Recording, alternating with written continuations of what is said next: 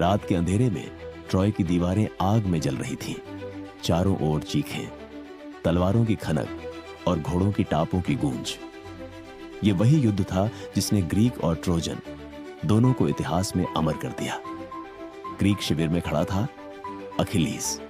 उसकी आंखों में आंधी थी, चेहरे पर खून की बूंदें और दिल में जलता हुआ बदला, क्योंकि कुछ ही समय पहले उसका सबसे प्रिय मित्र पैट्रोक्लस युद्ध में मारा गया था।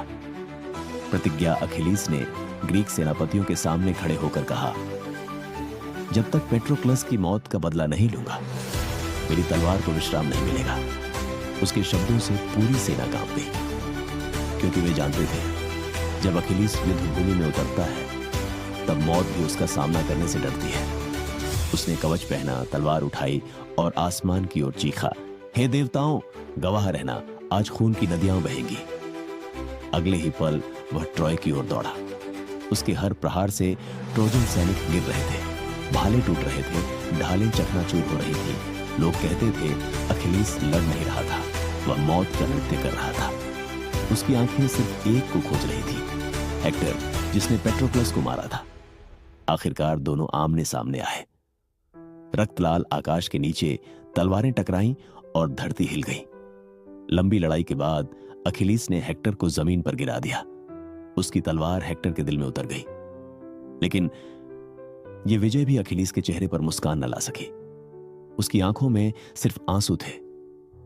युद्ध खत्म नहीं हुआ था। दीवारों पर खड़ा था ट्रॉय का राजकुमार पेरिस। वह जानता था कि सीधे अखिलीस का सामना करना मौत को बुलाने जैसा है, इसलिए उसने देवताओं से प्रार्थना की। और तभी अपोलो, सूर्यदेव, उसके पीछे प्रकट हुए।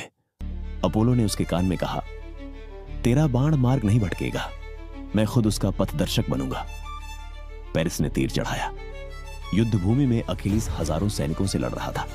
अचानक छपाक, बाण उसकी एड़ी हील में जा लगा, वही जगह जहां उसकी मां थेटिस ने उसे स्टिक्स नदी में डुबोते समय हाथ से पकड़ा था। वही एकमात्र स्थान जो कभी अमर नहीं बना था। अखिलीस चीखा, नहीं! उसका शरीर जमीन पर गिर पड़ा। उसके हाथों से तलवार छूट गई और पहली बार युद्ध भूमि में मौन छा गया। ग्रीक सैनिक चिल्लाए, हमारा नायक गिर गया। खून से जमीन लाल हो रही थी। अखिलीस ने ऊपर आसमान की ओर देखा। बारिश की बूंदें उसके चेहरे पर गिर रही थी, जैसे देवता खुद रो रहे हों। उसके हाथ कांप रहे थे, लेकिन उसकी आंखों में विश्वास था। उसने धनुष खींचा और एक चमकते बाण ने आसमान को चीरते हुए अखिलीस की ओर उड़ा